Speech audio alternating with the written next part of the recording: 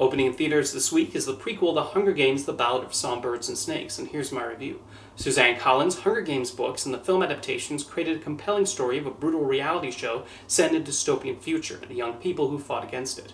With The Ballad of Songbirds and Snakes, we go many years in the past to look at President Snow in his academy days. After getting newly accustomed to this period in the series' history, the story eventually finds its footing, especially after we launch into the games themselves. One of the strengths of the Hunger Games films was their world building, and that continues here. The film slowly reveals how Panem functioned in the early days, and we can see some of the first seeds being planted for how the games would eventually function many years later.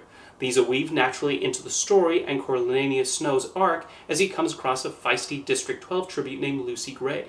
There's a solid dynamic that develops between the two, and the film also shows how the other young mentors work with their tributes, although their characters are not nearly as fleshed out as Snow and Gray. The strongest portion of the movie is in the second act, when we see the 10th Hunger Games unfold. Director Francis Lawrence already knows the ins and outs of the games and creates an exciting but also horrifying series of set pieces as the tributes try to outrun or kill one of the others. We see Snow and Gray constantly thinking and using their skills to win the games, although the film does not shy away from the sadness of the government requiring them to do this.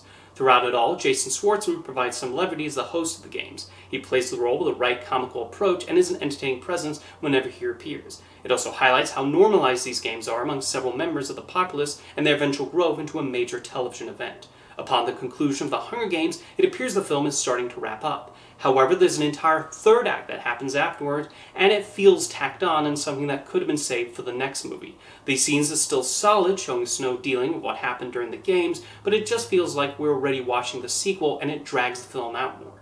The Hunger Games: The Ballad of Songbirds and Snakes is able to bring the audience back to Panem, and it's fascinating seeing this early incarnation of the games. The characters, as simply defined as they are intriguing to watch, with the acting following suit. Tom Blythe shows Snow's desire for power and winning these games at any cost, while Rachel Zegler provides plenty of spunk as Lucy Gray. Even when the film starts to run a little long, there is an intriguing setup for seeing how President Snow got to be so evil in the other films, and how his decisions here affected the world years later.